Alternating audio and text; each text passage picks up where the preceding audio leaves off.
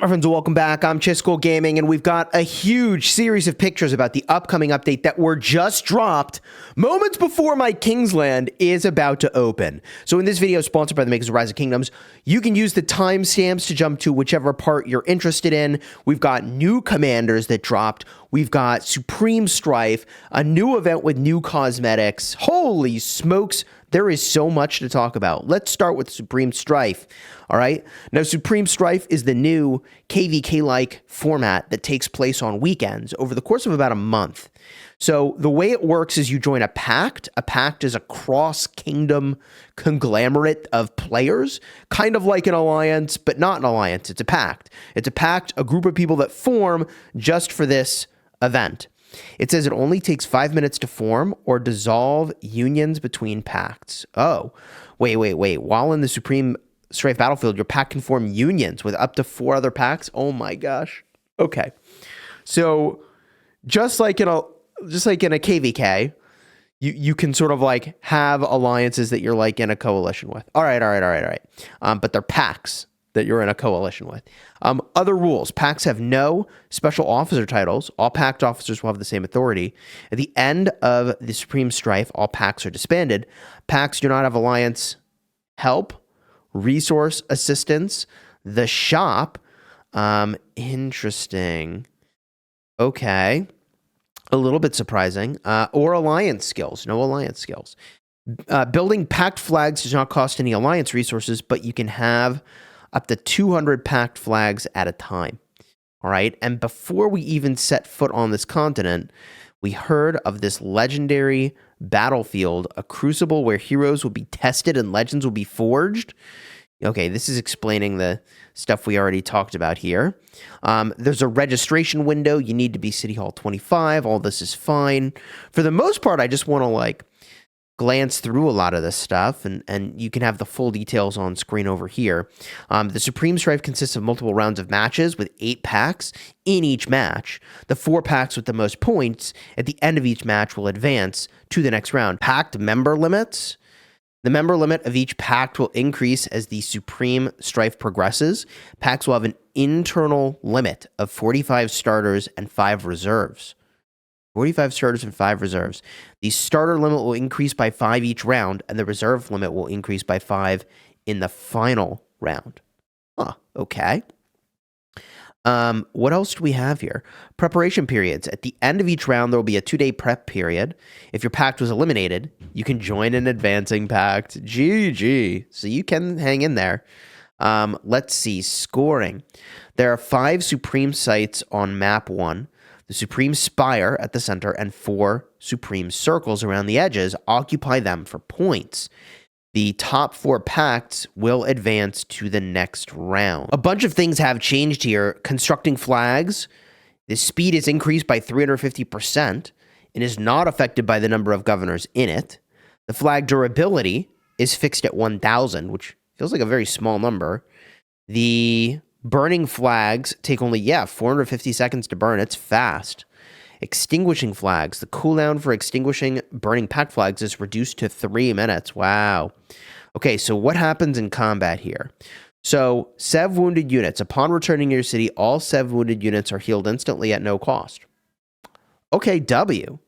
W for not spending all my resources that I need for KVK. Field battles. In field battles, 40% of Sev wounded units are lost? Okay. Very aggressive. Supreme site battles. 100% Sev wounded on both sides are lost. This is not for the faint of heart. We'll see what the return ratio is. In Supreme Spire battles, 100% of Sev wounded units are lost. Oh my god. Building battles. 100% of Sev wounded units on both sides are lost in the pact flags. Oh my gosh. Well, here's the Hall of Legends. At the end of a match, a percentage of your lost units in the Hall of Legends will be returned to you. All combatants can use the Hall of Legends, but you can recover extra units by using the Supreme Return Scrolls or by purchasing the Supreme Soldier Bundle. There's a bundle to get your troops back, which feels, To me, that sounds, depending on your level of spend, is like a slam dunk. You will buy this bundle, but I don't know what it costs. The base resurrection is 5 million. Oh. Wait, 5 million troops. Hey, guys, maybe... Hey, wait. Most people are fine here. Base resurrection of 5 million troops. Supreme Soldier resurrection of 5 million troops. Does that mean you can get a base resurrection of 10 mil? Oh, everybody's chilling. What are we talking about? Like, everybody except the biggest of players is going to get all their troops back, right? Like, big chilling, actually. Yeah, that's base resurrection rate? Okay. Sure.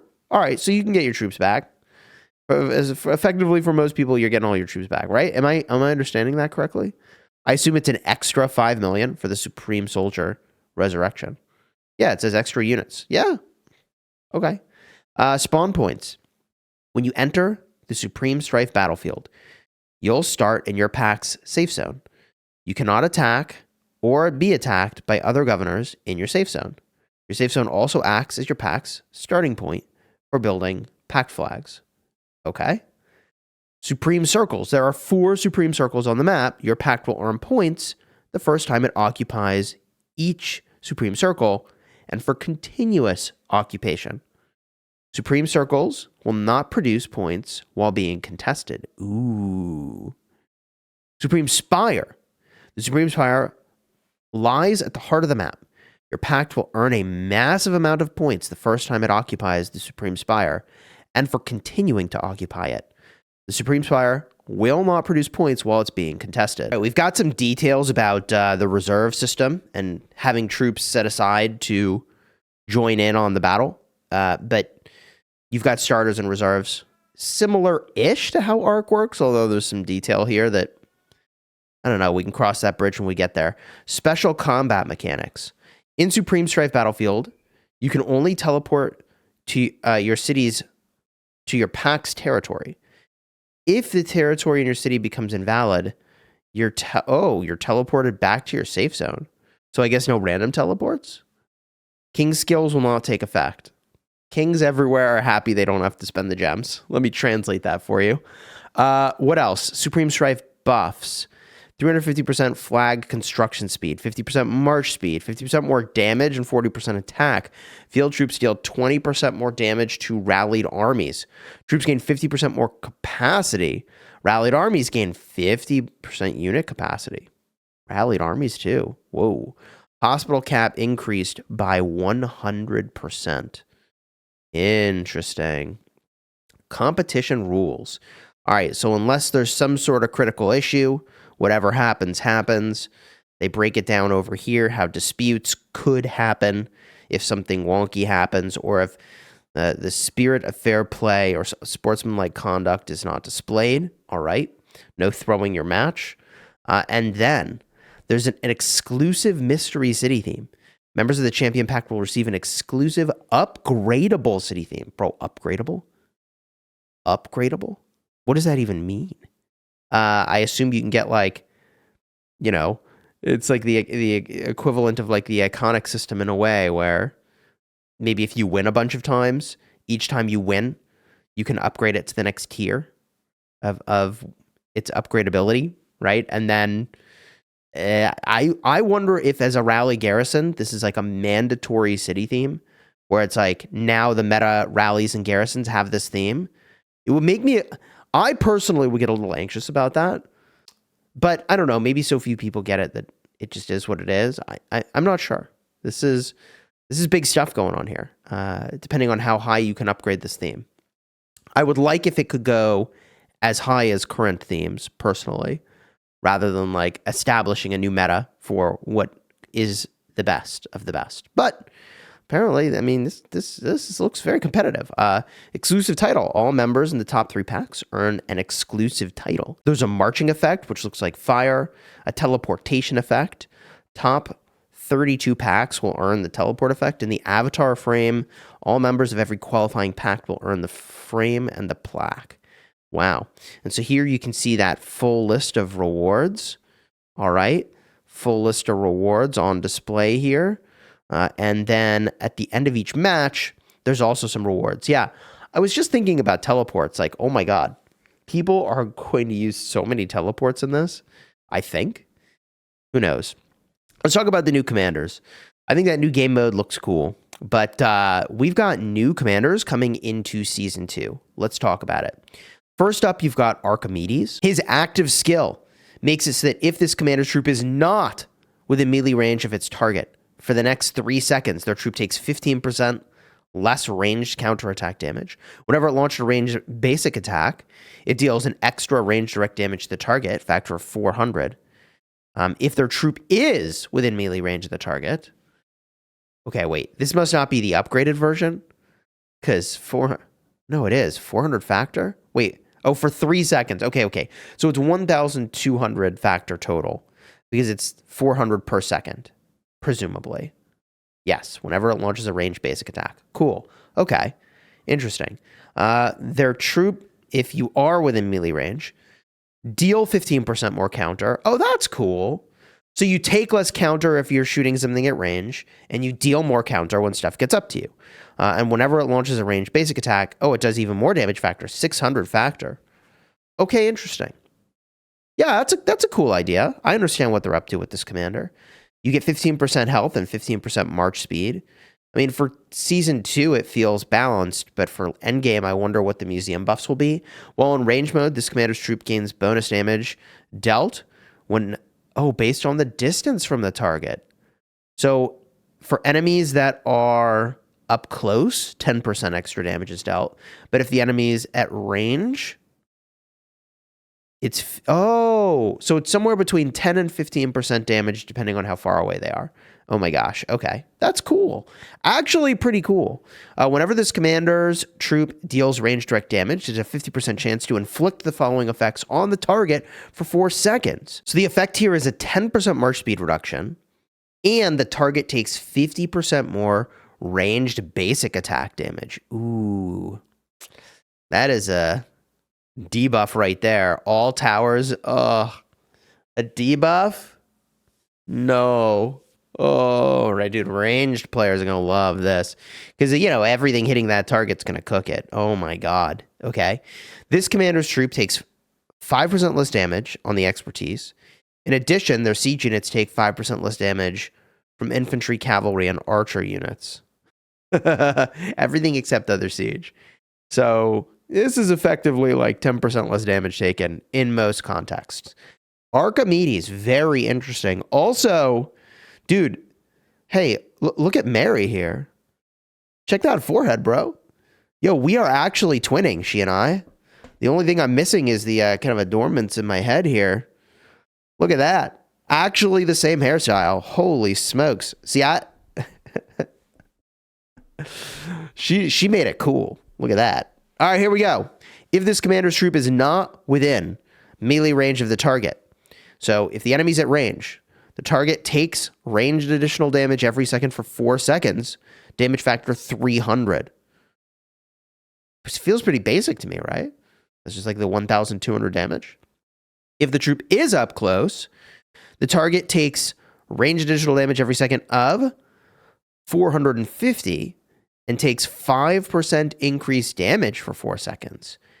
Interesting debuff. Huh. Well, I don't know how to contextualize that in terms of the quality of this damage. You let me know your thoughts down below in the comments. Back in the fold. Siege units get 20% attack, 10% march speed. Okay, this skill, we're looking at the expertise version of it, but their commander's troop deals 15% more range skill damage. And if their troop's target is currently receiving ranged additional damage, ranged basic attacks from their troop have a 30% chance to extend their ranged additional damage by 1 second. Ooh, cooldown of 7 seconds. So if you have, I think this means if you have a damage over time effect on the enemy, you can extend it by a second. That seems cool, right? And the fourth skill, this commander's siege units get 10% defense. Whenever this commander's troop uses an active skill while in ranged mode, it increases the target's ranged skill damage received by 10% for 3 seconds, cooldown of 10 seconds. Debuff with here with a long cooldown. All right. And then here is the base version of that skill we were looking at. It is, wow, basically half as effective. So without the expertise, you deal 10% more range skill damage, and you have a 15% chance to extend a dot damage over time by a second. But the expertise version, which is what we looked at originally, is 15% more skill damage and 30% chance for that trigger. Okay, cool. Powerful. Now, museum buffs. Dude, Mulan goes up to 20% health and 20% skill damage reduction. Actually crazy. I mean, I'm going to use that in Canyon. I already do. So, hyped. And then we've got 25% all damage and 20% march speed for the third tier, the total stats on Caesar. And, I mean, Ragnar's at 35% defense and 20% normal reduction. I don't think he's meta, though. Call me crazy. Could be wrong. But look at this. Mehmed, 40% health and 10% skill damage. Wow. Dude is cooking. Those museum buffs are nuts. But like 3 tiers of museum buff, it takes a lot to get to that. Last but not least, we've got this new event coming up, the Fountain of Dreams. A bunch of cosmetics involved in this event. You get these clammy Ks that you can exchange, I guess, for dream coins. You can see the full rules over here. During this event, you can spend clammy Ks to purchase dream coins. Dream coins are used to do these draws. Whenever you make a wish with dream coins, you'll receive either dream tickets or a new cosmetic. Dream tickets can be used in the dream shop to purchase other cosmetics and other items. While the event is ongoing, you can log in each day to get lovely gifts. And make sure you use your dream tickets by the end of the event or they go away. Ooh. So the total loot table is shown here. But the cool thing you want to see is like, show me the stuff, baby. So the first thing in here is Neptune's Tapestry, which at first I thought we were getting like a city theme, but I think it might just be a city theme adornment. Grants your city the Neptune Tapestry effect. These other ones I have better pictures of, so let's get a look here. So this is the shop, as I mentioned, but then there's the Rising Tides War theme, which honestly is kind of cool. Like I dig a nautical theme. I'd take it. Neptune's Tapestry City effect. So it is a city effect. I thought it was a theme. Kind of hard to see in this picture. Okay, and then the Sea Labyrinth. So this is the profile theme. I think it's pretty neat. I don't know if I feel like it's, the most masculine thing to have my face in a seashell. It's got a little bit of a Little Mermaid vibe to me. But I generally like an under the sea theme. You can get an under the sea plant. I showed you a picture of this already. Then this whale song UI theme. That's kind of wild. All right. And then the Captain's Shark. Cool little portrait. Honestly, kind of cool. Might be the chase prize. I mean, it's not actually in terms of probabilities, I assume, but it is pretty cool looking. And then chat bubbles can be adorned in this way. Cool. All right. What else? Oh, yeah. And the final cosmetic, your chat can be sea themed. So you can really like go all in with this underwater theme. There's also login gifts. Holy smokes. Now, I guess there's a few more things to talk about. Oh my gosh, there's a lot in this update, y'all. They're adding the ability to control the combat settings separate from the main interface. I have a lot of anxiety about this because there are several things that I like to change on the fly. So we'll see kind of how that all works once it's in. Maybe that'll still be there.